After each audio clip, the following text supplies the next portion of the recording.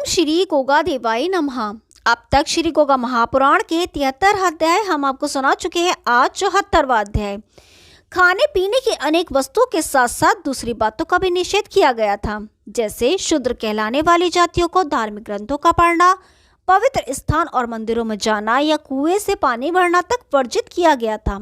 इसके अलावा और भी बंधन लगाए गए थे। जब गोगावीर और गोरख गुरु ने इन बंधनों को देखा और समझा तो बड़े ताज्जुब के साथ वह अपने दोनों हाथ मलकर पछताने लगे। इन दोनों ने जब इन ब्राह्मण कहलाने वालों की बातों का उल्लंघन कर देश हितैषी अछूत उद्धारकों के साथ और भी जो धर्म के कार्य किए, पंडितों ने उनका अधिक विरोध किया। उसे आप हुनों और शकों वाली कथा में सुन चुके हैं। गोगावीर की पलटन में रत्ना और भज्जू मोची जैसे अनेक अधिकारी थे, जिनका जिक्र तक पंडितों ने अपनी किसी धार्मिक ग्रंथ में नहीं किया है। वह इन्हें झूठा बदनाम करने की कोशिश में तनिक भी नहीं चूके हैं। यह सब पहले ही आप सुन चुके हैं। इन पंडितों ने अपनी नासमझी और घमंड के कारण ही हिंदुओं के एक बड़े भाग को पतित जीवन जीने के लिए विवश कर दिया और इस समाज को टुकड़ों में बिखेर निर्जीव बना डाला। समुद्र पार देश विदेशों में जाने पर पाबंदी लगा दी और विदेश की यात्रा करने से जाति भ्रष्ट हो जाओगे और जाति वाले हुक्का पानी बंद कर देंगे। जाति बंधन इतने जटिल बना दिए गए कि अपनी गलती से या बेबसी के कारण जो भी एक बार जाति भ्रष्ट हो गया वह किसी भी भांति पवित्र नहीं किया जा सकता था। धर्म के नाम पर और भी कुरीतियां लोगों पर लगा दी गई थी, जैसे सती होना, विधवा विवाह न करना, बाल विवाह को सुशीलता का अंग समझना, नारियों के पर्दे की प्रथा वगैरह, जो समाज को पतन की ओर धकेलने के सभी लक्षण थे। इसका राजनीति पर बुरा प्रभाव पड़ा और राजा लोग अपने आदर्शों को भुला दूरदर्शी बन गए, जिनकी वजह से ब्राह्मणों को अनेक अधिकार छीन मंदिरों में अपार धन देकर मनमाना व्यभिचार और अनाचार किया जाने लगा। दान में धन देने से अनुचित कार्यों को भी उचित समझा जाने लगा। इसका जो परिणाम निकला उसे ध्यान देकर सुने। अब हम शाही वंश के शासकों का हाल सुनाते हैं कि जो कुषाणों की संतानें थीं और उनका राज्य हिंदू कुश पर्वत के दक्षिण में काबुल की घाटी और पंजाब के एक भाग पर था। 100 वर्षों से अधिक के संघर्ष के बाद अरबों ने काबुल पर कब्जा कर लिया। सन 850 में तुर्की शाही शासक को उसके एक ब्राह्मण मंत्री ने गद्दी से उतारकर ब्राह्मण शाही वंश की नींव डाली। पहले इस शाही वंश की कश्मीर से मित्रता थी, परंतु अब वह जाती रही। शाही राज्य के उत्तर पूर्व में कश्मीर का राज्य था, जिसको उसके अंतिम शासक ने सन 883 में छीन लिया। ऊपर ब्राह्मण शाही वंश के विषय में बताया जा चुका है, जिसकी राजधानी सिंधु नदी के तट पर थी। उसी समय पर खुरासान के शासकों के एक तुर्की अफसर ने गजनी में एक स्वतंत्र राज्य की नींव डाली और अपने स्वामी के प्रदेशों को हड़पकर शाही वंश के साम्राज्य में वह घुसने लगा, जो काबुल के समीप जलालाबाद से लेकर कांगड़ा और सरहिंद तक फैला हुआ था। तभी शाही वंश के शासक जयपाल और गजनी के राजा सुकुतगीन से भारी युद्ध हुआ, जिसमें राजा जयपाल हार गया और उसे अपने प्रदेश का बड़ा हिस्सा सौंपकर संधि करनी पड़ी। सन 997 में सुबुक्तगीन मर गया। तब उसके शासक की बागडोर उसके बेटे महमूद ने संभाली, जिसने सिस्तान को जीतकर अपने राज्य को मजबूत किया। महमूद के अंदर वीर योद्धा और जनता का नेता बनने के सभी गुण विद्यमान थे। राजाओं को जीतकर लूटमाट करने की उसकी अभिलाषा कभी भी तृप्त होने वाली नहीं थी। भारतवर्ष के मंदिरों में बेतहाशा दौलत जमा है, ऐसा सुनकर उस पर कब्जा करने का भूत उसके सिर पर सवार हो गया। सन 1000 के आरंभ में उसने भारत पर धावा बोल दिया। महमूद गजनवी का खास उद्देश्य मध्य एशिया और उसके चारों तरफ विशाल राज्य कायम करके अपनी राजधानी गजनी को बढ़िया से बढ़िया कीमती वस्तुओं को सजाने की उसकी अभिलाषा दिनों दिन बलवती होती गई।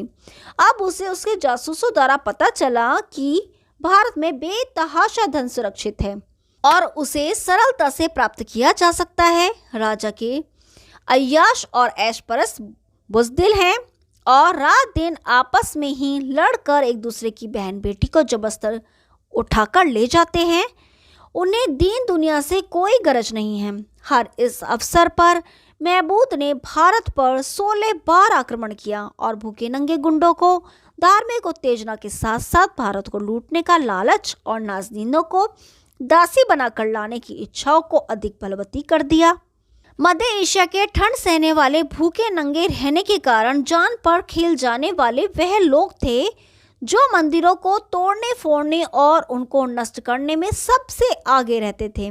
ऐसे कार्यों से उन्हें रत्ती भर भी दुख नहीं होता था, परंतु महमूद यह सब कार्य धन के लिए ही करता था। धर्म और मजहब की दीवार उसकी एक राजनीतिक चाल थी। इसी चाल के कारण उसके धर्मांध सैनिकों के हृदय में उसके प्रति श्रद्धा बढ़ती रहती थी। उसे उसके साथी काफिरों को मारकर उनके मंदिरों को तोड़ने के कारण गाजी कहकर पुकारते थे। चौथाई शताब्दी तक वह दैत्य उत्तर भारत के मंदिरों पर आक्रमण करता हुआ कन्नौज और कालीजर तक पहुंच गया। आखिर में सन 1026 में उसने काठियावाड़ के सोमनाथ मंदिर पर आग गड़ाई, जिसका वर्णन पहले बताया जा चुका है और कुछ आगे बताया जाएगा। श्री गोगा महापुराण 74वां अध्याय समाप्त। अब 75वां अध्याय। अब हम उस समय का वर्णन कर रहे हैं जब चामुंड राय अनहिलनपट्टन की राजगद्दी पर विराजमान थे और सारे भारत में गुजरात का राजा बलवान और शौर्यवान प्रसिद्ध था। गुजरात की राजधानी अनहिलनपट्टन एक धनी व्यापारिक नगर था, परंतु चामुंड राय में सोलंकियों की राजधानी की मर्यादा रखने की शक्ति नहीं थी और खुशामदी टट्टुओं और खवासों की जी हजूरी में घिरा रहता था। वह लोग राजा से झूठ सच बोल सदा अपना उल्लू सीधा करने में लगे रहते थे। राज्य में काफी अंधेर गर्दी थी और प्रजा के दुख दर्द की कोई सुनने वाला नहीं था। राजा का मन राजकाज में न लगकर नाच गानों और ऐशोआराम में लगा रहता था। चापलूसी करने वाले लोग उसे सदा घेरे रहते थे। खेल तमाशों में से जो समय बचता था उसे वह सुंदर युवतियों के साथ शराब पीकर रनिवास में व्यतीत करता था।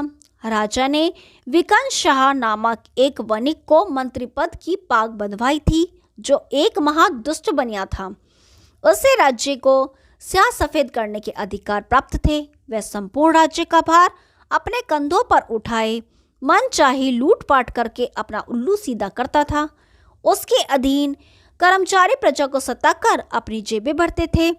राजा को बाजीगर की भांति नाच नचाकर उसे हीरे मोतियों की जड़ाऊ पोशाक पहनाकर बड़े छोटे कर्मचारी अज्ञानी राजा के सीधेपन का लाभ उठाते थे। भूदेव जोशी और रम्माल राजा को खूब भरमाते थे। राजा खूब खर्चीला हो चुका था। वह सदा एक से स्थान पर 10 खर्च करता था। लालची लोगों की नज़र सदा राजा के खजाने पर लगी रहती थी। राजा अफीम की पिनक में पागल की तरह ऐंठा रहता था। जिसके हाथों में गुजरात की रक्षा का भार था, उसकी दीन दशा और देश की दुर्दशा की रक्षा भला भगवान भी किस तरह करे। इस राजा के बड़े बेटे का नाम वल्लभ देव था, जो समझदार और वीर युवक था, परंतु जी हजूरियों द्वारा उसके खिलाफ नित्य राजा के कान भरे जाते थे।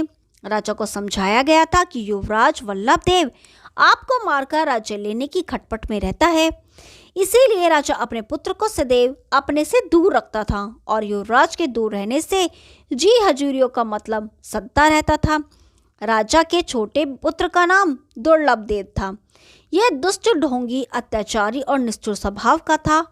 वह जी हजूरियों से कुछ भी नहीं कहता था, इसलिए लुटेरे अधिकारी उसी का पक्ष लेकर उसकी बड़ाई करते थे। तीसरे भीमदेव थे, जो प्रसिद्ध धनुधारी, उत्साही योद्धा और विवेक तरुण थे।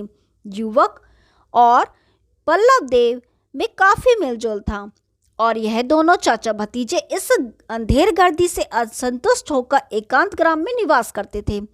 गुजरात की इस दशा को सुनकर ही महमूद बब्बर पठानों के दल को लेकर गुजरात को दलित करने के लिए चला आ रहा था। यह खबर देने को घोगागढ़ का राजकुमार अपने घोड़े पर बैठ मंजिल दर मंजिल तय करता हुआ राजा चामुंडा राय के दरबार में आ पहुंचा। राजा ने पूछा, कौन है? तो मेहता ने कहा, मेघराज, यह सामान सिंह चौहान है, घोगा वापा का छोटा पुत्र। यह 8 दिन से यहाँ आपके दर्शनों के लिए भटक रहा है। राजा के मुख पर वात्सल्य की प्रसन्नता छा गई। उन्होंने दोनों हाथ फैलाकर कहा, आप पुत्र, घोगा वापा को काफी दिन से देखा नहीं है, तो 8 दिन से भटक रहा है। दामोदर बोला, महाराज, विपत्ति सर पर है। महाराज, सामान सिंह घोगा राणा का संदेश लाए हैं। क्या संदेश लाए हो पुत्र? सामान सिंह बोला, महाराज, गजनी का महमूद नगर गांव जलाता नारियों को तलवार से मौत के घाट उतारता हुआ गुजरात की तरफ बढ़ा चला आ रहा है। राजा बोला, गुजरात की ओर? मेहता ने कहा, महाराज, पहले बात पूरी तो सुन ले। सामंत ने कहा, मेघराज, उसने मुल्तान वालों को डरा धमका कर अब गोगागढ़ में आकर राणा से राह मांगी है। वह मरुस्थली पार करके समाध लक्ष्य में आना चाहता है, तो क्या घोगा राणा उसे राह देंगे? सामंत ने कहा, उन्होंने तो उसके हीरे में भरे थाल में ठोकर मारकर कहा, यह ठोकर ही घोगा राणा का उत्तर है। राजा सारी बातें सुन और समझ बालक की भांति रो पड़ा। फिर मुस्कुराकर बोला, ठीक ही हुआ। क्या मैं घोगा राणा की आदत जानता नहीं हूँ, परंतु महाराज, मुल्तान के राजा अजयपाल और लोहकोट के भीमपाल ने लालच और भय के कारण दुश्मन को राह दे दी है। बापा ने कहा, जब तक मरुस्थली के मुख पर मेरी चौकी है, मरुस्थली में पंछी भी पर नहीं मार सकता है। परंतु फिर भी महाराज सावधान रहे, मुझे इसीलिए ही उन्होंने यहाँ भेजा है। तो ठीक ही किया। फिर बालुक राय की ओर मुख करके कहा, बालुके बेटा, इस गजनी के दैत्य को मार भगा दो। बालुक राय चुपचाप खड़ा राज्य की तरफ टुकुर टुकुर देखने लगा। इसी बीच राज्य में दुर्घटना घटी और राजा चामुंडा राय की हत्या कर दी गई, जिसकी वजह से भीमक शाह और दुर्लभ देव पकड़े गए। अपराधियों को हिरासत में ले लिया गया और विमल देव शाह को महामंत्री के पद पर विराजमान कर दिया गया। श्री गोगा महापुराण 75वां अध्याय समाप्त। अब 76वां अध्याय। सांभर और अजमेर का मिला जुला हिस्सा उन दोनों सपाद लक्ष्य ही कहलाता है। सांभर तो गोगावीर के बाबा के जमाने से भी बहुत पहले की बसी बस्ती थी और अजमेर की बस्ती नई ही बसी थी। चौहान नरेशों ने इस स्थान को युद्ध उपयोगी समझ पहाड़ियों पर बसे अजमेर को ही अपनी प्रमुख राजधानी बनाया। उन दिनों चौहान नरेश धर्मगज देव का अजमेर में ही शासन था। धर्मगज देव को पता चला कि राजस्थान की मरुस्थली पार करके गजनी के दैत्य को अजमेर अवश्य ही आना पड़ेगा। इसलिए राजा अपने को राजस्थान का रक्षक समझ सदैव चौकन्ना रहता था। धर्मगज देव को जब यह पता लगा कि महमूद बर्बर तुर्कों के दल के साथ मारवाड़ की स्थली को पार करके अजमेर की तरफ चला आ रहा है, तो राजा के बिना विलंब किए उसके सम्मुख लड़ने की तैयारियां शुरू कर दी। महमूद से मुठभेड़ का राजा के लिए यह पहला अवसर नहीं था। इससे पहले भी वह 2 बार इस दैत्य से लड़ चुका था। राजा जैसा रणशूर था, उसी तरह रणनीति में भी वह होशियार था। उसने अपना सभी कीमती सामान और खजाना बिटबी के किले में बंद करवा दिया और काफी समय तक चलने वाली रसद उसने अजमेर के किले में जमा कर ली। उसने गांव-गांव में ऐलान करवाकर सभी जनता को सावधान कर दिया। जिन गांवों को नुकसान पहुंचाने का खतरा था, उन्हें खाली करवा दिया। रास्ते के कुएं, तालाबों और पुलों के मार्ग सभी तोड़ फोड़ कर पटवा दिए और घाटियों को भी बंद करवा दिया। बकाया फसलें जला दी और बहुत कम समय में सारा इंतजाम करके अजमेर के बाहर आकर अपनी छावनी बनाकर डेरे तंबू गड़वा दिए। राजा धर्मदेव के ऐलान पर तमाम गांव निवासी अपने हल बैल छोड़कर अपने धनुष बाण के साथ साथ बर्छी, भाले और अन्य हथियारों को लेकर आताताई मले से लड़ने को मैदान में आ जुटे। आसपास के जमींदार, ठेकेदार और राजा के सभी संबंधी राजे महाराजे धर्मदेव की सहायता को अजमेर में आ पहुंचे। चारों तरफ से चौकी पहरे का प्रबंध कर राजा ने फौजों का निरीक्षण कर उसे विभाग बनाए। उसके पश्चात अपने अनुभवी दूतों से अमीर की अबाई की खोज खबर लेने को भेजा और खुद सावधान रहकर उस दैत्य के आने की प्रतीक्षा करने लगा। महमूद मंजिल दर मंजिल तय करता हुआ अजमेर की सीमा में आ घुसा और उसने पुष्कर के नजदीक अपनी छावनी डाली। राजा धर्म गजदेव यह खबर सुनते ही पुष्कर की तरफ बढ़े और पुष्कर के पवित्र तीर्थ के जलाशय पर अपना अधिकार कर सेना को युद्ध के लिए तैयार रहने का हुक्म दिया तथा छावनी बनाकर महमूद की गतिविधियों का निरीक्षण करने लगे। महमूद भी चौहान नरेश के पराक्रम से भली भांति परिचित था और वह युद्ध को टालने के लिए कभी इच्छुक भी था। उसने मैत्री संदेश लेकर मुल्तान नरेश अजय पाल के पास तिलक नाई और सालार मसूद को भेजा। साथ ही साथ बहुमूल्य भेंट भी भेजी। गजनी के दैत्यों के दूतों का सत्कार करके धर्मदेव ने उनके आने का कारण पूछा। इस पर मसूद ने सुल्तान का पत्र राजा की सेवा में पेश किया। राजा ने धैर्य धरकर उनका पत्र पढ़ा और क्रोध भरी दृष्टि अपने सामंतों पर डाली। फिर महमूद के दूतों पर दृष्टि जमाई। उनकी दृष्टि मुल्तान नरेश पर आकर जम गई। अजय पाल ने आगे बढ़ हाथ जोड़कर कहा, राजन, राजनीति यह कहती है कि आपत्ति को निमंत्रण न देकर आगा पीछे सोचकर महमूद से मैत्री का व्यवहार कीजिए। महाराज ने हूं करके अजयपाल चौहान की तरफ मुंह करके कहा, आप हमारे संबंधी हैं और हमारा आपका एक ही खून भी है, परंतु आज जो संदेश लेकर यहाँ पधारे हैं इसके लिए मैं शर्मिंदा हूँ। महाराज, आप सिंधनव के दिक्पाल हैं, सो आपने अपना कर्तव्य पालन कर प्राण बचाने में ही अपना लाभ समझा और क्षत्रियों के लिए एक नया प्रचलन स्थापित किया है। आपने अपनी युक्ति से मुल्तान को तो बचा लिया, पर इस दैत्य की दास्ता करके आपने दूतकार भी आरंभ कर दिया।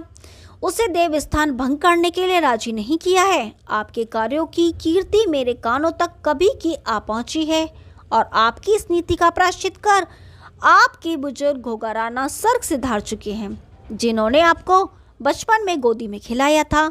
आपने गोगावीर के वंशज होकर चौहानों के नाम को 4 चांद लगाए हैं। जो दुश्मन के दूत बनकर मुझे समझाने आप यहाँ आए हैं, शायद सपाद लक्ष्य के उपकार के विचार से ही आप मेरे निकट आए हैं, परंतु मैं दुर्भागी आपकी सीख से कोई लाभ नहीं उठा सकूंगा। अब आप सुल्तान के सेनापति को हमारी इच्छा समझा दें, जिससे वह सुल्तान को भली भांति सब कुछ समझा सके। श्री गोगा महापुराण 76वां अध्याय समाप्त। कल 77वां अध्याय शुरू करेंगे। तब तक के लिए नमस्कार।